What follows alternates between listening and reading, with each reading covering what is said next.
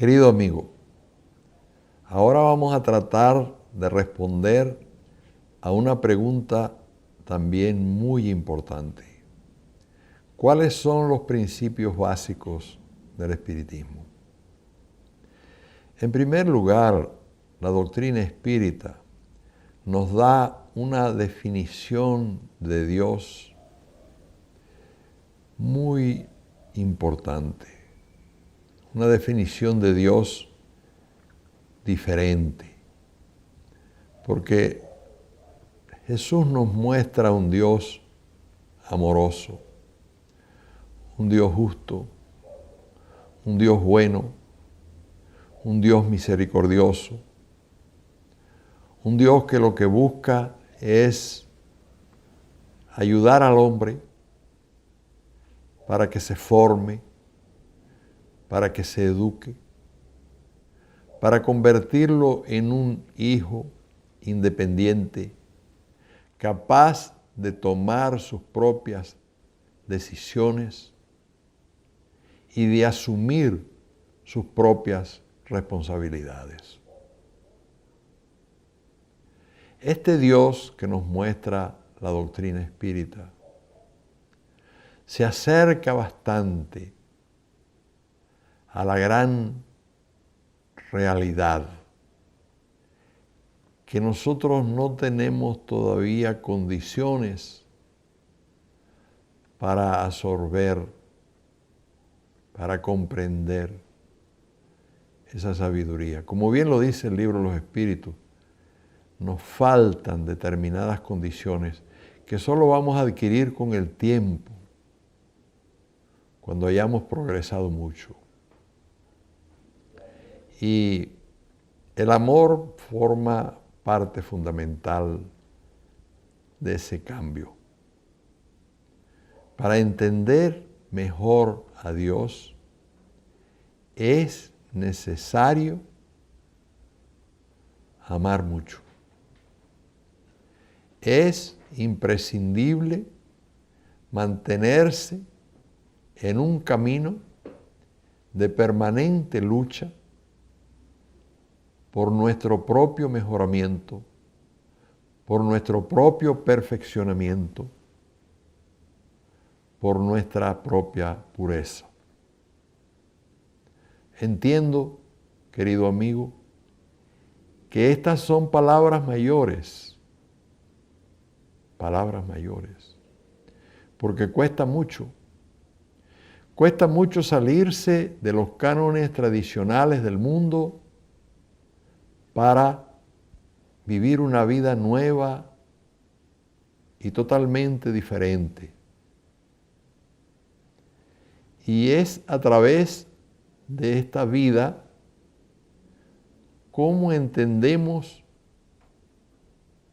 mejor a Dios. Han sido esos grandes aventureros, podríamos llamarlos, del espíritu, los que han conquistado una sabiduría natural que les acerca a Dios. Francisco de Asís con la santa pobreza. A través de ella se despojó de todas las propiedades materiales. Asumió su condición de hijo, desnudo. Y con esa actitud adquirió una alegría que trasciende a lo que comúnmente entendemos como algo normal. También Buda se despojó de sus comodidades, de sus riquezas. Renunció a todo eso para poder entender mejor la grandeza de la vida. De igual manera, Gandhi, en el primer año de ejercicio como abogado en Sudáfrica, ganó 6,000 libras esterlinas y él pensó que era una cantidad de dinero exorbitante. y en el segundo año se entregó al ejercicio de la abogacía, pero sin cobrar tan altos emolumentos. Y se sintió mejor. Y entregó todo lo que tenía en su vida para servir por amor a su país y dar ejemplos magníficos al mundo. En estos días estamos enterrando el cuerpo de un hombre grande, Nelson Mandela, que fue vituperado, encarcelado por más de 25 años, despojado de sus derechos elementales. Sin embargo, él nunca perdió su alegría y jamás odió a sus adversarios. Pues poseía y posee una grandeza espiritual que va más allá de lo que es la vida común de los mortales. Entonces, todas estas cosas grandiosas de las cuales estas personas dan ejemplo, y hay muchas más, sirven para que nosotros armemos nuestro destino y vivamos de manera segura sobre bases sólidas. No es con la riqueza material que nosotros vamos a conquistar una posición elevada en el mundo espiritual. Porque Jesús nos dijo que no podemos servir a Dios y a las riquezas a la vez. Y Kardec, en el capítulo número 16 del Evangelio según el Espiritismo, estudia a fondo todo esto. ¿Y qué se deduce de ello? Que la única riqueza válida en el mundo espiritual es la riqueza espiritual, basada en las conquistas que el espíritu ha hecho en las sucesivas reencarnaciones. Y este es otro de los principios fundamentales del espiritismo. Hablamos antes de la creencia en Dios, más que de la creencia, de la seguridad que tenemos los espíritas en la existencia de Dios. Y de la seguridad que tenemos los espíritas de que hemos vivido muchas veces.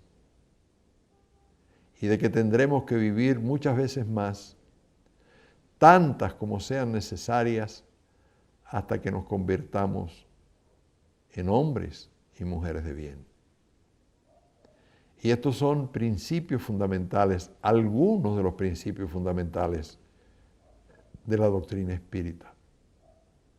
Aprender, por ejemplo, a vivir con solidaridad, a compartir. Kardec y los espíritus señalan, fuera de la caridad no hay salvación. Fuera del amor en acción no es posible que el hombre encuentre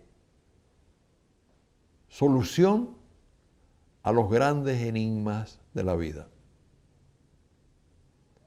Así, la caridad es un factor de primera importancia. Y muy bien hizo Kardec y los espíritus en dividirla en dos campos. El campo material o beneficencia es aquel campo en el cual nosotros tenemos la obligación, el deber, la responsabilidad de ayudar a aquellos que tienen menos, donándoles algunas cosas que tengamos y que a ellos les hagan falta. En la beneficencia usted da cosas que son necesarias para que nuestros hermanos vivan mejor. Pero la gran caridad es la otra, mediante la cual usted no da cosas, usted se da. Aprende a vivir para los demás, a darle un significado superior a la vida, a entender la existencia humana como una clase superior, mediante la cual usted muy bien puede graduarse y adquirir conocimientos y prácticas que le serán muy necesarias en su futuro redentor. Servir por amor, hacer el bien, he ahí otro de los puntos fundamentales de nuestra amada doctrina. Hay muchísimos, ¿ve? Pluralidad de mundos habitados, la justicia divina, esa justicia que no busca castigar al ser humano por un error que haya cometido eternamente, castigarlo eternamente,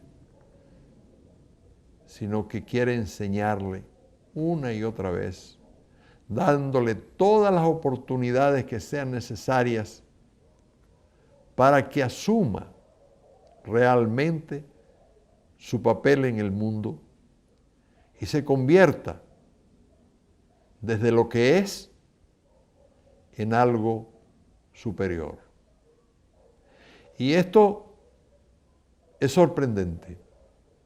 Cuenta Humberto de Campos en una de sus preciosas historias que en cierta ocasión los reporteros del mundo espiritual recibieron a una entidad que venía desde lugares muy lejanos, donde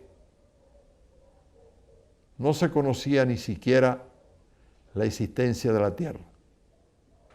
Y entonces le preguntaron que qué era lo que más les había sorprendido.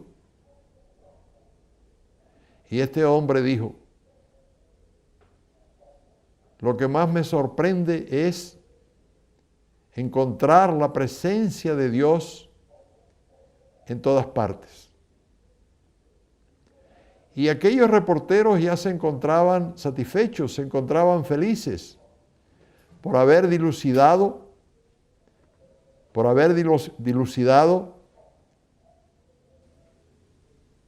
un problema con una respuesta. Y este hombre dijo entonces, luego de una larga pausa, otra cosa que me sorprende mucho es la capacidad de transformación de los seres, mediante la cual el criminal de hoy puede muy bien convertirse mañana en un espíritu de luz, en un ángel del Señor. He visto esto muchas veces, dijo aquel espíritu iluminado. Las oportunidades están allí. Pero el hombre debe entender un factor importantísimo. Los antiguos decían: quien siembra vientos siempre va a cosechar tempestades. Uno de los fundamentos esenciales de la doctrina espírita es la ley de causa y efecto, mediante la cual la siembra es libre, pero la cosecha es obligatoria. Es la ley del retorno. Es la ley mediante la cual usted se responsabiliza por sus propias acciones. Generalmente a la ley de justicia y a la ley de causa y efecto se le tiene un cierto temor, pero no se ve la parte buena, que es la siguiente: que tanto la ley de justicia como la ley de causa y efecto realmente corrigen al deudor y lo impulsan, lo impelen a que cancele su cuenta, que pague por el error que cometió. Pero no se dan cuenta o no tomamos en cuenta, quizá, que esta misma ley de justicia, esta misma ley de causa y efecto, también valora los actos buenos que nosotros realizamos. ¿Y qué ocurre entonces, querido hermano? Que si usted dio alguna vez un vaso con agua a un sediento, un poquito de comida a un hambriento, vistió a una persona que tenía necesidad, ayudó a un forastero, visitó a un enfermo, estuvo en la cárcel con un preso. Estas aparentes pequeñas demostraciones de amor tienen un valor inmenso en el mundo espiritual. Y esto es muy importante. Tenemos un caso personal, un tío nuestro que ahora se encuentra en el mundo espiritual, y nosotros hicimos un convenio. Le dijimos: tío Evaristo, si yo desencarno primero, vendré a visitarlo a usted y a contarle cómo son las cosas por allá. Y si usted desencarna primero, usted viene y me cuenta. Ahí nos dimos la mano. Era un contrato. Y él desencarnó a los 93 años. Y los familiares querían saber si él se había comunicado conmigo. Y pasó tiempo y no lo hacía. Después de 8 meses se comunica y me cuenta que está muy feliz en el mundo espiritual. Y me dice que ha llorado mucho, que ha llorado más en esos 8 meses de lo que había llorado en toda una vida. Está recibiendo una atención y unos cuidados que él no merece. Él era un educador y cobraba por dar clases a domicilio. Pero entonces, una vez que daba la clase, se quedaba 10, 15, 20 minutos hablando con el alumno, ayudándolo en los aspectos morales de la vida, encaminándolo por senderos de bien. Y entonces esta actitud de él, totalmente desinteresada y muy efectiva, le ha granjeado en el mundo espiritual el apoyo de numerosas entidades. Por supuesto, nuestro amigo no es una entidad que haya vencido completamente en este mundo. Tendrá que volver, como todos nosotros, para alcanzar un día la plenitud. Pero ya aprendió una lección importante, y es que aquellos que sirven por amor reciben mucho más de lo que dan.